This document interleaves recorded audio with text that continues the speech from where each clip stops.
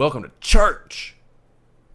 Thank you guys so much for clicking on the video. This is going to be a multi-part series in the book of Daniel, all about how we can better respond to this crazy world that we're living in today. If you have any questions, comments, or concerned about any of the material covered in this video, please do me a favor, leave it in the comments. If I don't respond to you directly, maybe I'll make a video in the future responding directly to people's questions and things they have to say in the comments. Okay? I hope you enjoy.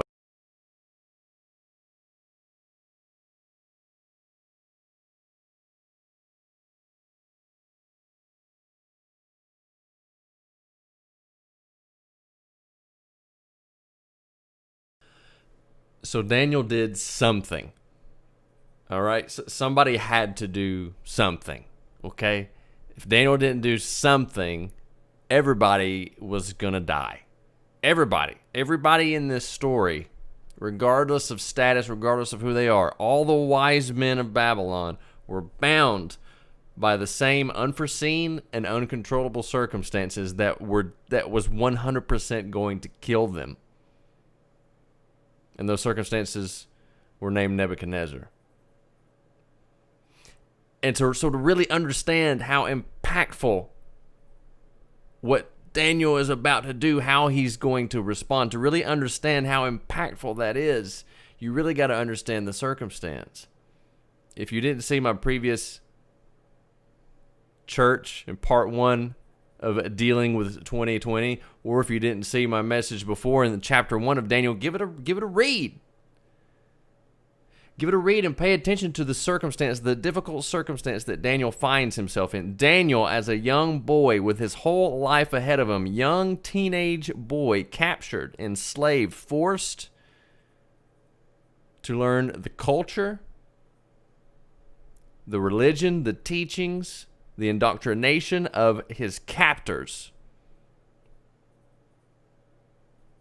Did everything he was supposed to do, did everything by the book, gained favor and standing and respect with his captors. And now he's in a situation where not only himself, but everyone around him, his friends that were captured with him, the rest of God's people, all of the other wise men of Babylon, everybody is going to die.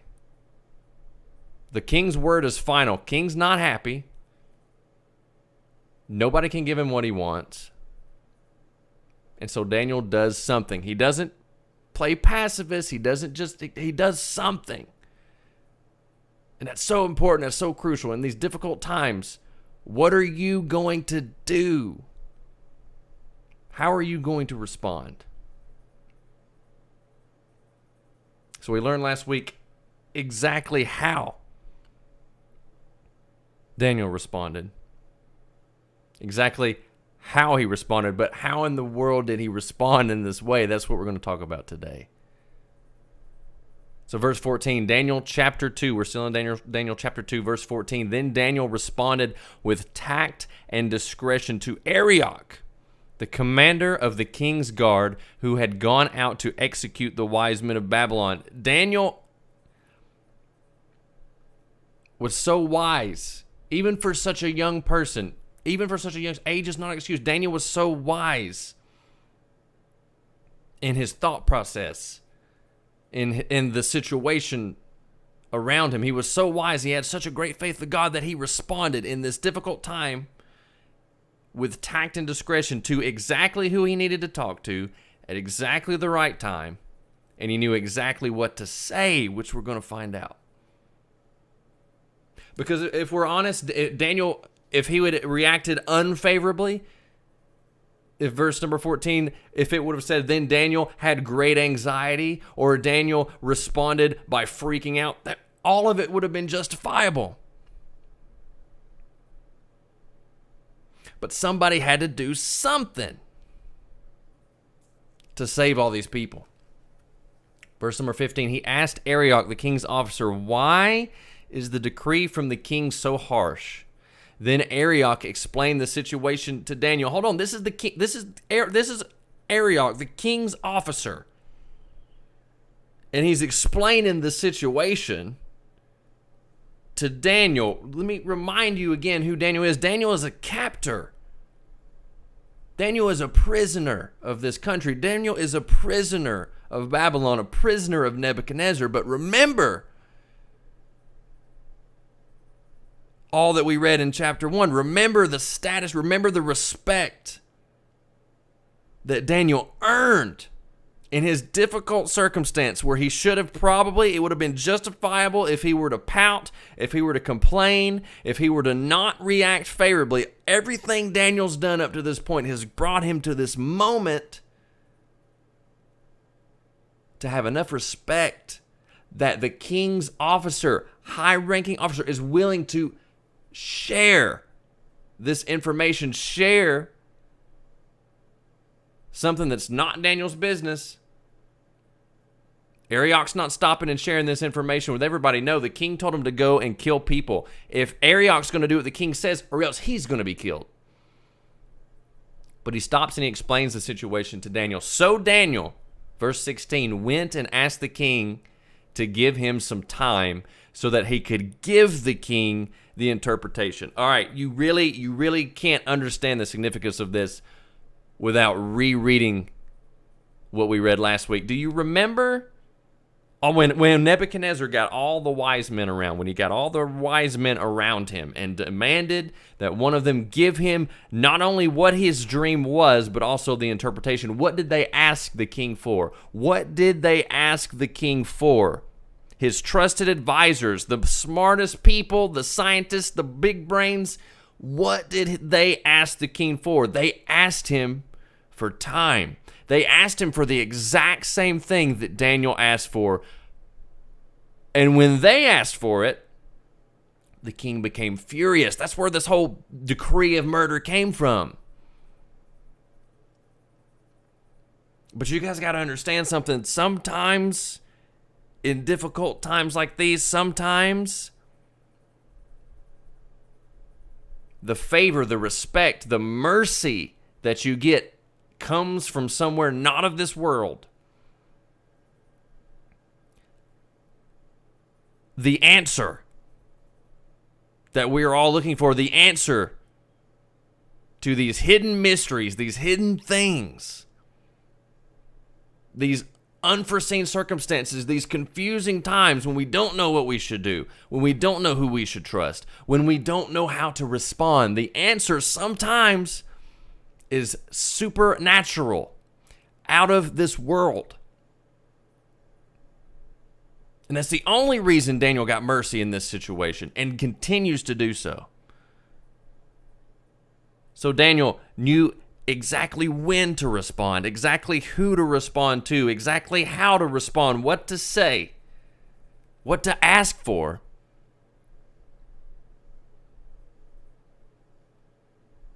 And then what?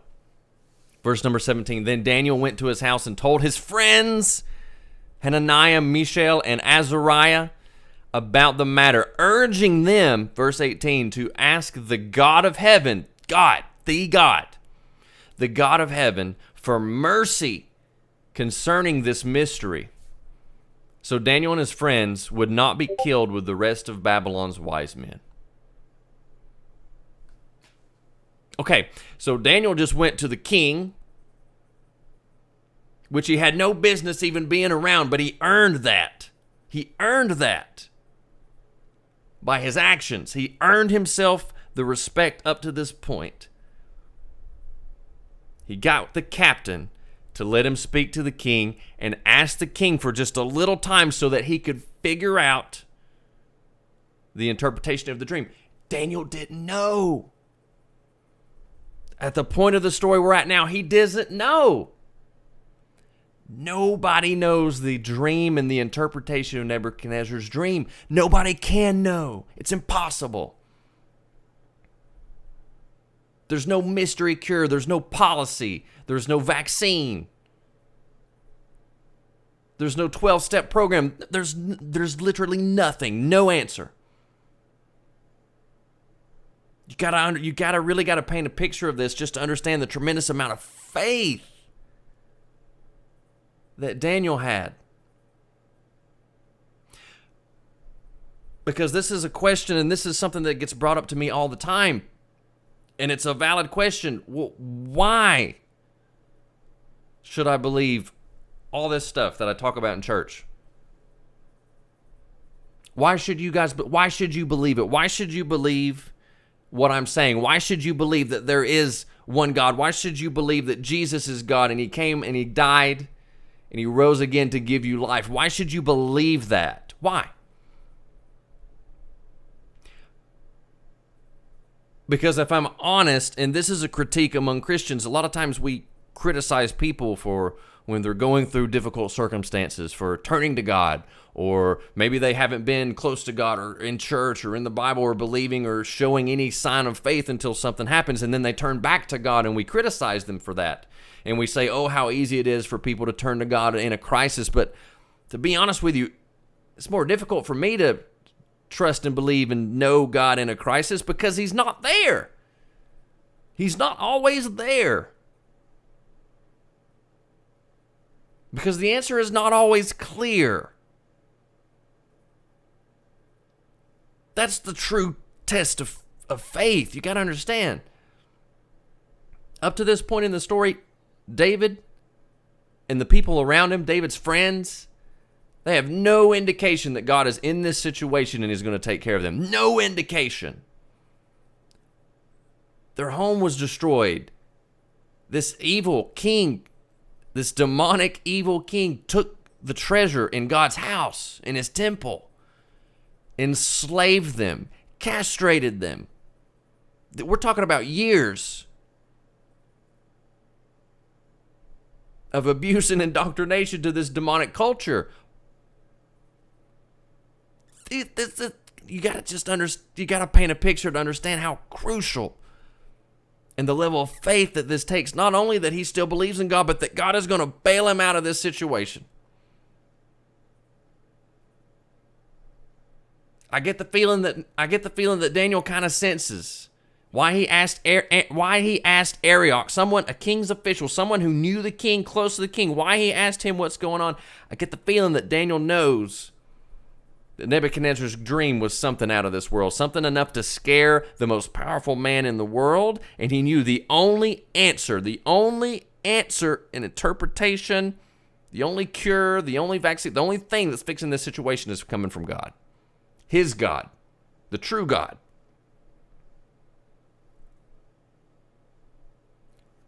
So it's very, very important to understand what Daniel does.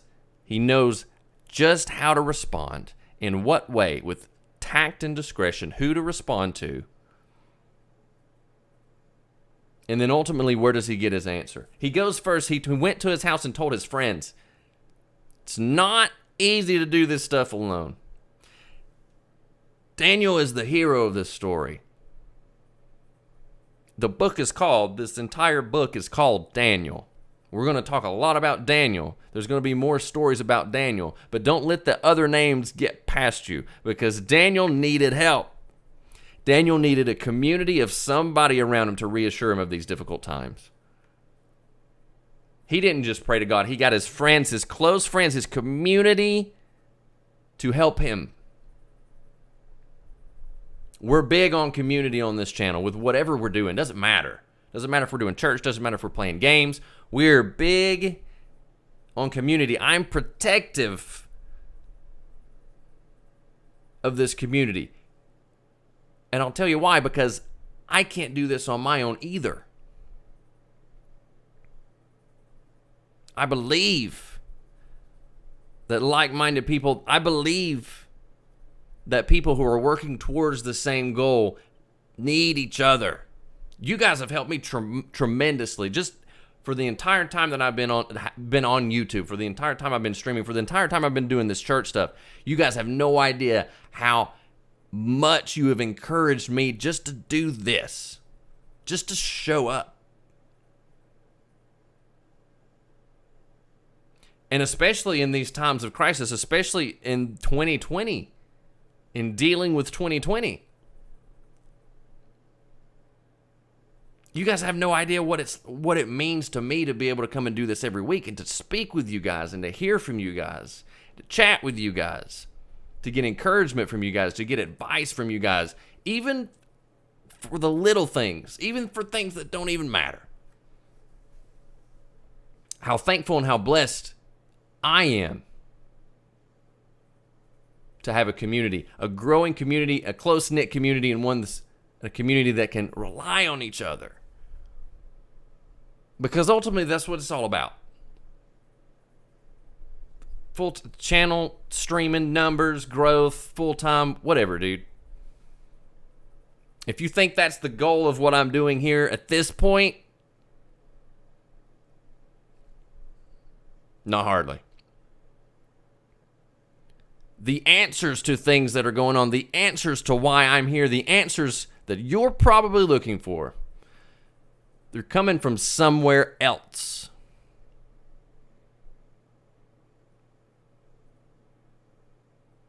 Somewhere else.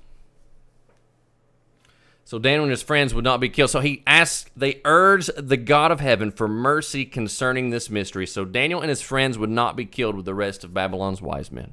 Verse number 19, dude, like just the way that this story like just unfolds, you kind of miss it. If you just read it too fast, you kind of miss it. You got to hang out with the details a little bit. Verse 19, the mystery was then revealed to Daniel in a vision at night. And Daniel praised the God in heaven and declared. Daniel prayed. He had a vision. He had a vision at night. A dream. The same thing that God gave Nebuchadnezzar. That's the same exact thing he uses to speak to Daniel. Oh, how different the interpretations are. Oh, how different the message. Oh, how different it is to be on the other side of the fence.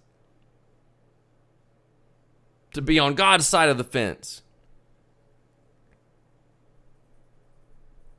And so what does Daniel do? Does he freak out? Does he go to his friends? I got it, I figured it out. Does he run immediately to Nebuchadnezzar? No. Dude, Daniel,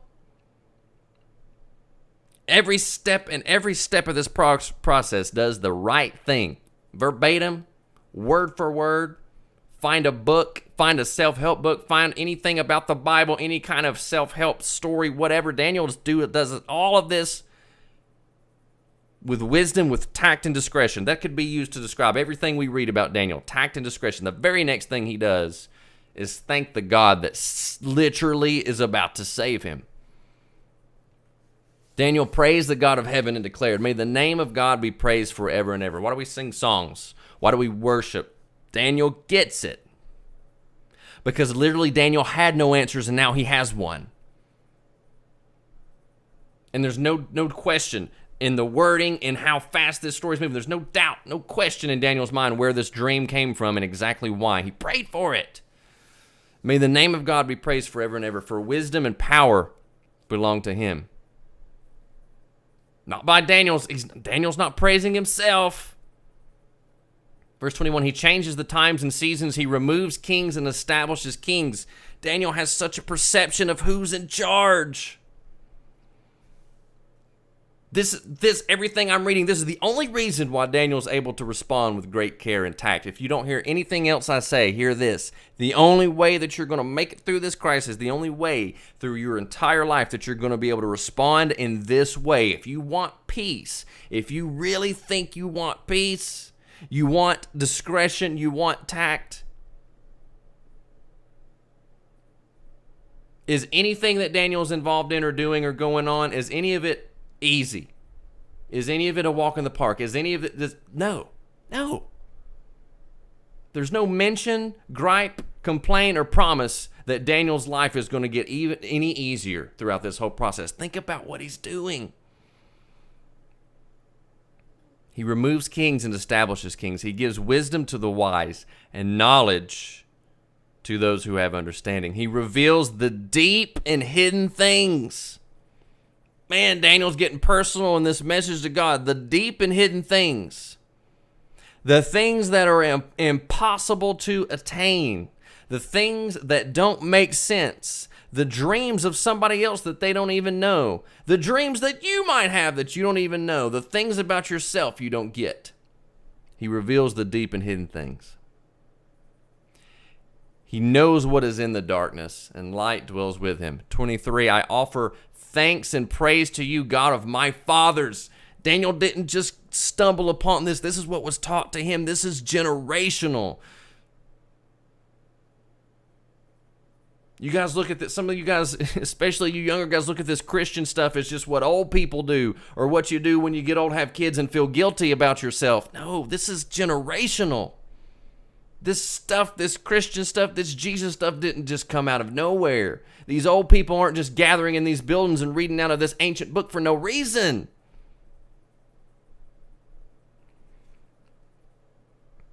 Because of the power you have given me wisdom and power, and now you have let me know what we asked of you, for you have let us know the king's mystery.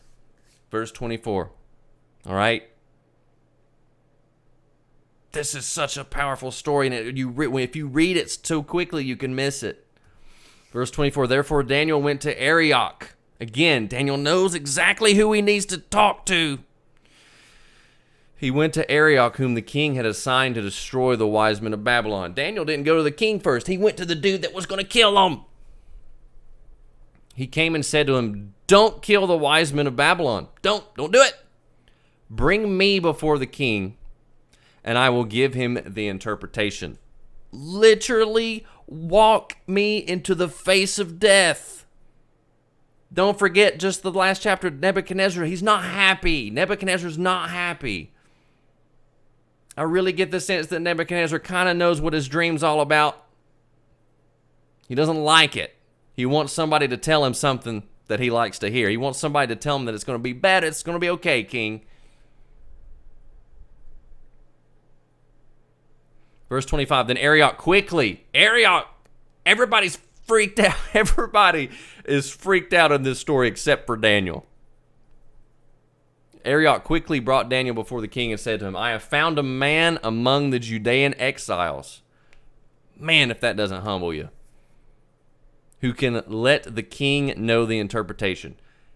He just let the king know straight up, dude, I found somebody to interpret your dream. Nowhere in the realm of possibilities of the people that we have, nowhere even close to the people that we have in charge, nowhere even close to the wise men we have. I found someone in those exiles, king.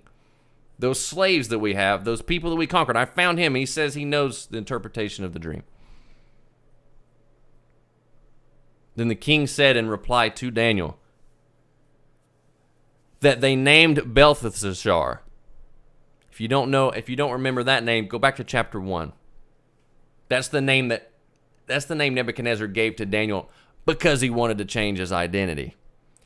Get him to stop believing in God. He said, are you able to tell me the dream I had and its interpretation? Dude, everything about Daniel's answer, dude, tact and discretion can describe everything Daniel does in this situation. And even still, you know what I mean? Me, myself, I make some good decisions. I'm going to toot my own horn. I'm wise from time to time, but you know what? I don't always follow through. A lot of times I start doing the right things and I fall off midway through. Daniel sticks the landing. 27, Daniel answered the king, no wise man, medium, diviner priest, or astrologer is able to make known to the king the mystery he asked about. Dude, he is setting this up so perfect.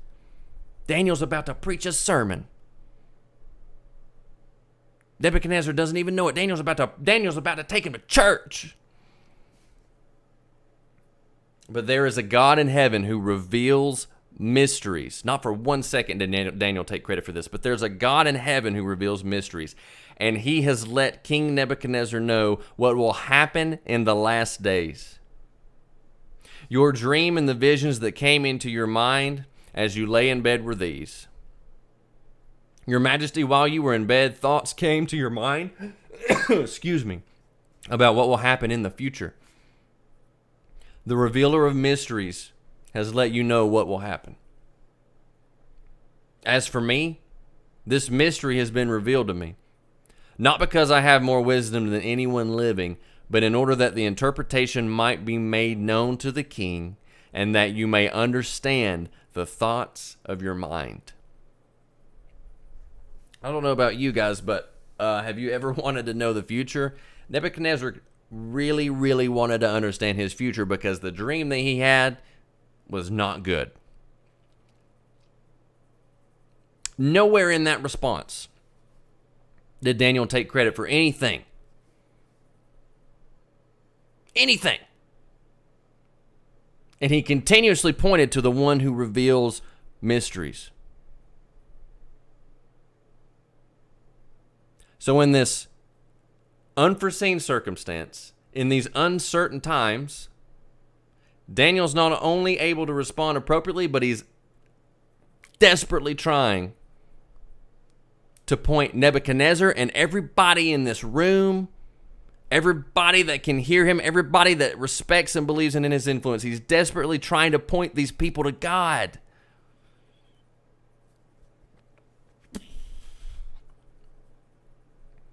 He's trying to help them. Daniel, he's the one needing help. He's trying to help people.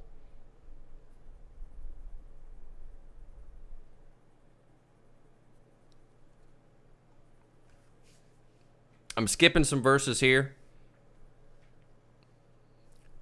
because Daniel's interpretation for Nebuchadnezzar's dream is long. There's a lot of content there. And for the purposes of this message, I'm not as concerned about the interpretation of Nebuchadnezzar's dream as I am the situation, the circumstances around it. So if you want to read the interpretation of the dream, exactly how it's written,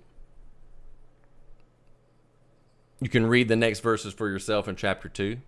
If it's something you guys are interested in and would like to hear more on later, leave it in the comments, let me know.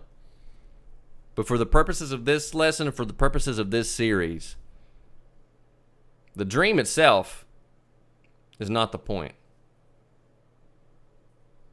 Daniel gives Nebuchadnezzar his future, and Daniel predicts hundreds, thousands of years before these historical events happens. Daniel predicts historical events for literally kingdoms and nations rising and falling all the way up to the Roman Empire and Jesus' birth. All of these things that can be fact-checked, all of these things that can be looked at historically and validated historically. Daniel predicted these things years and years and years before. And the interpretation of Nebuchadnezzar's dream isn't what happened in this story, it's what always happens. It's the fate of everyone. Every society, yours, mine. It's what always happens. And all through this, Daniel's purpose, Daniel's point, and the reason why Daniel's in the position that he's in,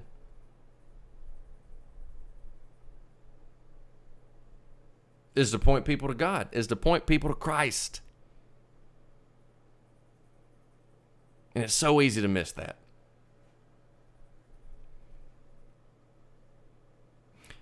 So in part 1, we learned how should we respond to 2020 with tact and discretion. Or how are we going to do that? You're only going to do that in the most difficult times, in the most uncertain times, in the most unpleasant times. You're only going to do that with some otherworldly help. Literally, in some cases, with some supernatural help. And there's only one source of that you're going to be able to depend on.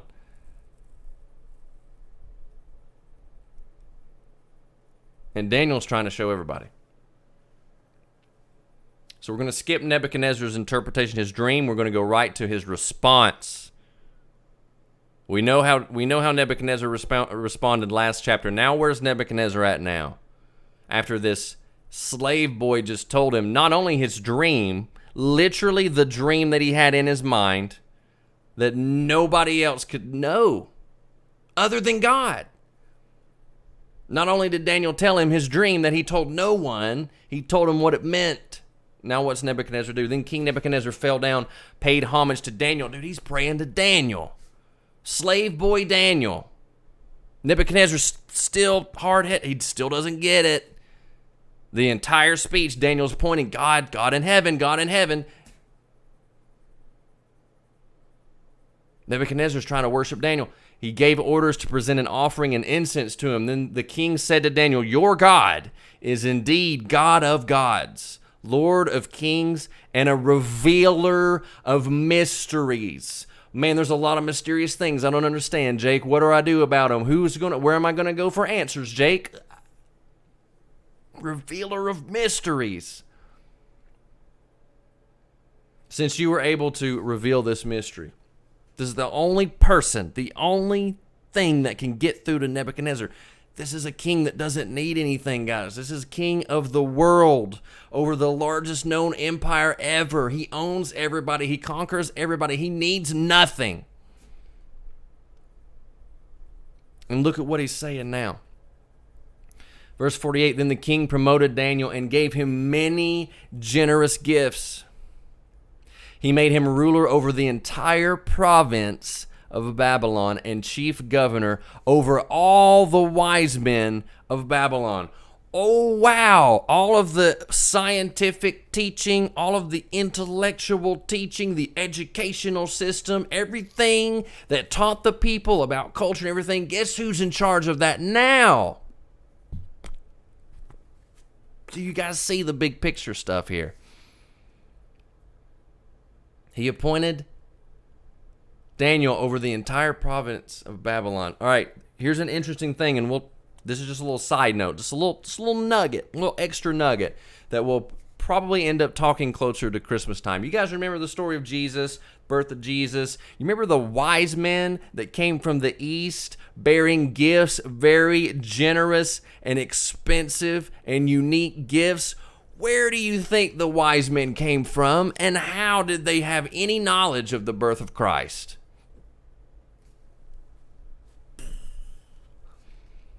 Some of you guys have been going to church for your whole life and you didn't even put that one together.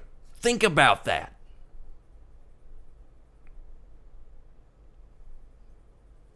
This stuff is generational. This stuff is impactful to not only you and I, to so many people. Verse 49, at Daniel's request, the king appointed Shadrach, Meshach, and Abednego to manage the province of Babylon. Daniel's bringing his friends with him. But Daniel himself remained in the king's court. We're going to talk more about Shadrach, Meshach, and Abednego in the next one. We've already figured out how to respond. We've already figured out how we're even supposed to come close to making that happen.